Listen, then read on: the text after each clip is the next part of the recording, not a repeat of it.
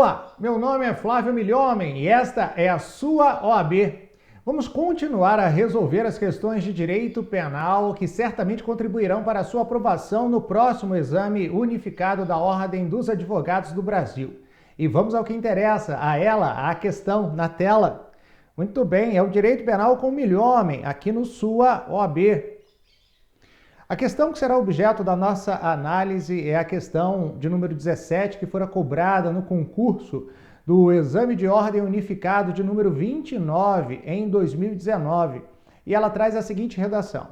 Em 5 de outubro de 2018, Lúcio, com o intuito de obter dinheiro para adquirir uma moto em comemoração ao seu aniversário de 18 anos, que aconteceria em 9 de outubro de 2018, sequestra Danilo, com a ajuda de um amigo ainda não identificado. No mesmo dia, a dupla entra em contato com a família da vítima, exigindo o pagamento da quantia de R$50 mil para sua liberação. 2 semanas após a restrição da liberdade da vítima, período durante o qual os autores permaneceram em constante contato com a família da vítima, exigindo o pagamento do resgate, a polícia encontrou o local do cativeiro e conseguiu libertar Danilo, encaminhando de imediato Lúcio à delegacia. Em sede policial, Lúcio entra em contato com o advogado da família. Considerando os fatos narrados, o advogado ou advogada de Lúcio, em entrevista pessoal e reservada, deverá esclarecer que sua conduta, letra A, não permite que seja oferecida denúncia pelo Ministério Público, pois o Código Penal adota a teoria da ação para a definição do tempo do crime, sendo Lúcio inimputável para fins penais. Letra B, não permite que seja oferecida denúncia pelo órgão ministerial, pois o Código Penal adota a teoria do resultado para definir o tempo do crime e, sendo este de natureza formal, sua consumação se deu em 5 de outubro de 2018. Letra C. Configura fato típico, ilícito e culpável, podendo Lúcio ser responsabilizado, na condição de imputável, pelo crime de extorsão mediante sequestro qualificado na forma consumada. E, por fim, letra D, configura fato típico, ilícito e culpável, podendo Lúcio ser responsabilizado na condição de imputável pelo crime de extorsão mediante sequestro qualificado na forma tentada, já que o crime não se consumou por circunstâncias alheias à sua vontade, pois não houve obtenção da vantagem indevida. Muito bem, vem cá comigo. Estamos diante de um fato que caracteriza um crime complexo. Vamos falar sobre extorsão mediante sequestro. E a partir da análise da doutrina, que identifica quais são as suas características e a sua natureza jurídica, nós vamos chegar às respostas que busca o examinador. Cuida-se de crime consumado ou crime tentado? O autor da conduta delitiva pode ser responsabilizado como imputável ou deverá tal fato ser considerado como ato infracional, já que iniciado antes de completar 18 anos. Aliás, o ponto crucial para que você possa resolver de maneira adequada a questão é prestar atenção nas datas, e é isso que nós vamos fazer agora. Então, joga na tela. Muito bem, olha lá.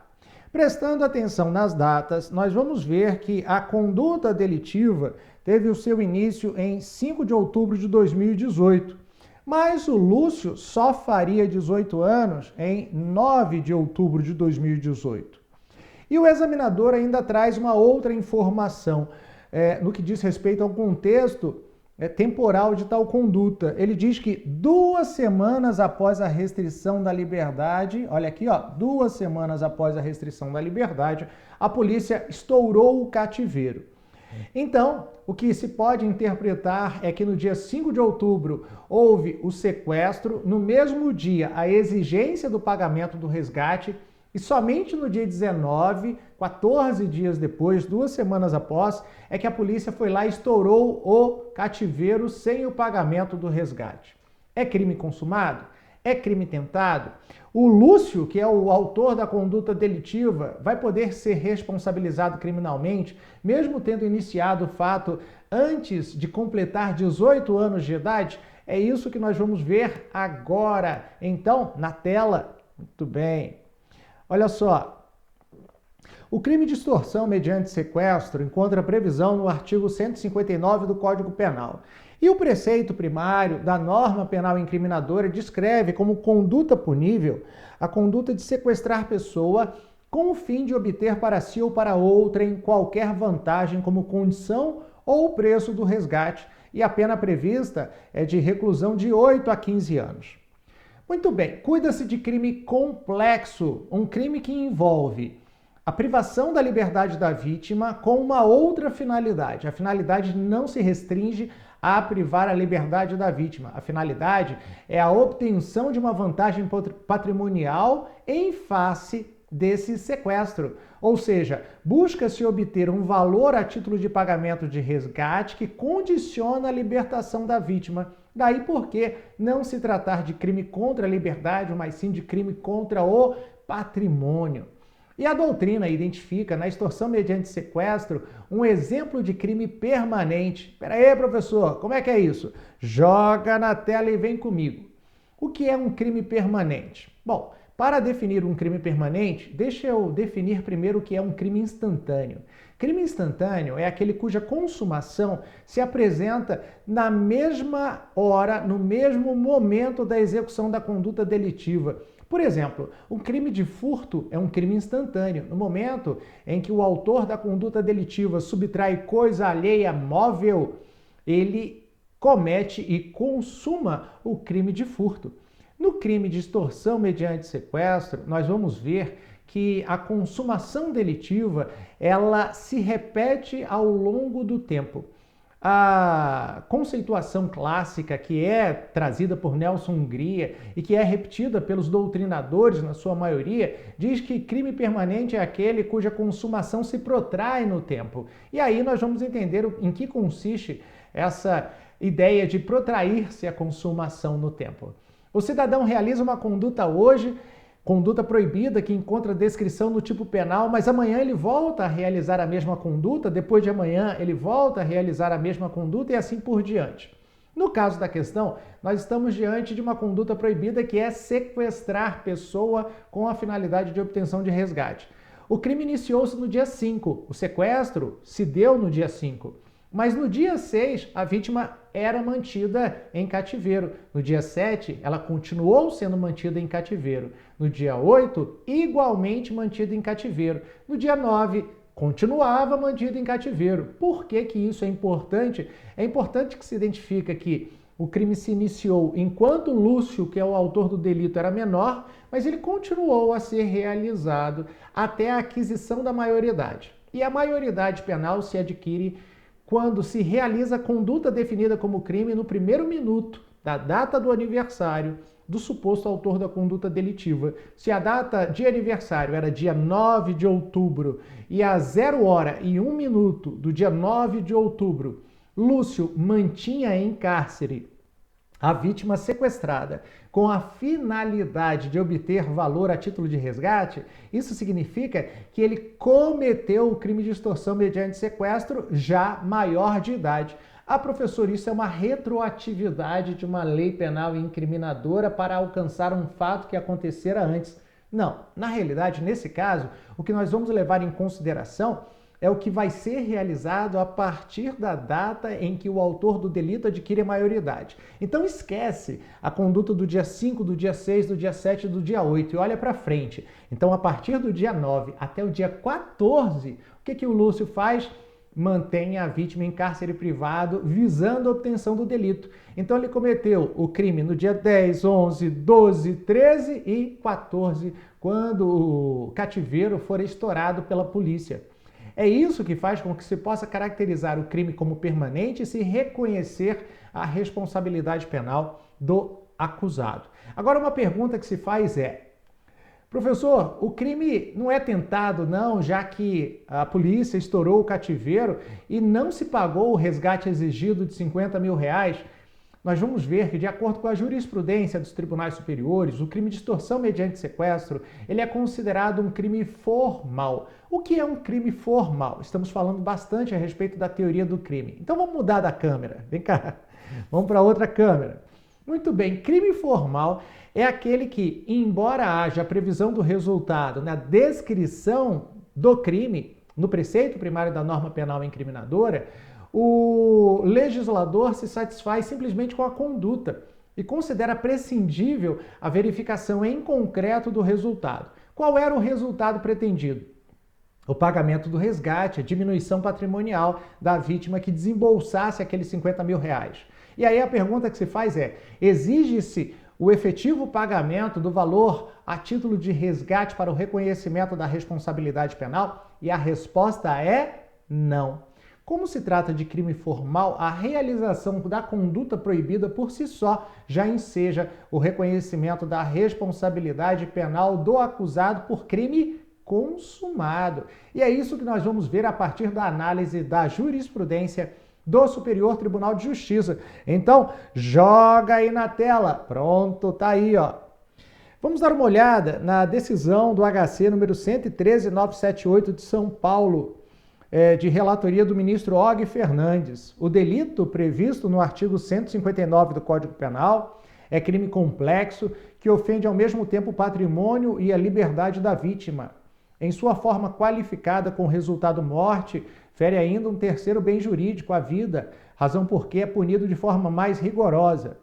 A extorsão mediante sequestro, como crime formal ou de consumação antecipada, opera-se com a simples privação da liberdade de locomoção da vítima por tempo juridicamente relevante.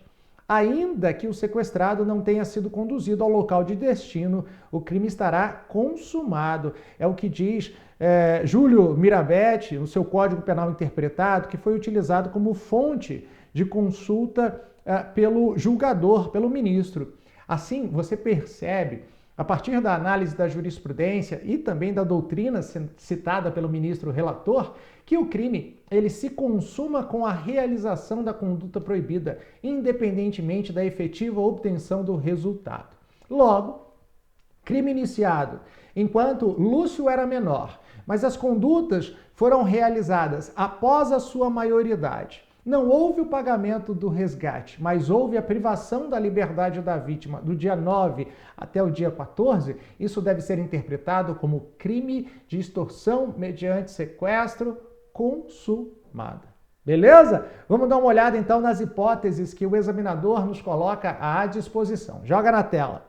Muito bem. Olha lá. Letra A. Considerando os fatos narrados, o advogado de Lúcio, em entrevista pessoal e reservada, deverá esclarecer que sua conduta, letra A, não permite que seja oferecida denúncia pelo Ministério Público, pois o Código Penal adota a teoria da ação para definição do tempo do crime, sendo Lúcio inimputável para fins penais. Olha só, efetivamente, o legislador penal adota a teoria da ação. Considera-se o crime praticado no momento da ação ou omissão. Mas os crimes permanentes têm uma natureza particular. E essa natureza particular é a repetição da conduta proibida dia após dia, o que não afasta a possibilidade de reconhecimento de que o crime tenha sido praticado no dia 5, mas também no dia 6, no dia 7, no dia 8, 9 até o dia 14, o que ensejaria o reconhecimento da imputabilidade de Lúcio e não da sua inimputabilidade. Lembra do que eu falei? Ele fez aniversário no dia 9, esquece o que ele fez de 5 a 8 e olha para o que ele fez de 9 a 14. De 9 a 14, ele realizou as mesmas condutas, já imputável, já maior de 18 anos. Por isso que o item A é falso. Joga na tela. Letra B. Não permite que seja oferecida denúncia pelo órgão ministerial, pois o Código Penal adota a teoria do resultado para definir o tempo do crime. Já vou marcar aqui direto. Por quê, hein, professor? A teoria do resultado, ela é utilizada sim pelo Código Penal, no seu artigo 5º e 6º, que prevê territorialidade e ubiquidade. E aí você já sabe que guarda relação não com o tempo do crime, mas sim com o lugar do crime. Então, letra B já fica falsa. Fácil, fácil. Joga na tela. Letra C. Configura fato típico ilícito e culpável, podendo Lúcio ser responsabilizado na condição de imputável pelo crime de extorsão mediante sequestro qualificado na forma consumada. Pronto, está aqui a resposta da nossa questão. Mas, para que você não só identifique qual a resposta, mas compreenda de forma completa, vamos dar uma olhada no último item da questão. Joga aí na tela. Configura fato típico, ilícito e culpável, podendo Lúcio ser responsabilizado na condição de imputável pelo crime de extorsão mediante sequestro, qualificada na forma tentada. Aqui, o examinador quer induzir você ao reconhecimento da forma tentada, porque, embora tenha havido sequestro, não houve efetivamente o pagamento do resgate. Mas você sabe que é dispensável o pagamento do resgate para o reconhecimento da conduta consumada. Por quê? Porque o crime de extorsão mediante sequestro é formal. E se ele é formal, ele é um crime de atividade. E se ele é crime de atividade, basta a realização da conduta para que o cidadão chame para si a responsabilidade pelo crime consumado. É isso, meu amigo, minha amiga, eu espero que você tenha gostado, porque eu volto com mais questões de direito penal para você aqui na sua OAB. Valeu!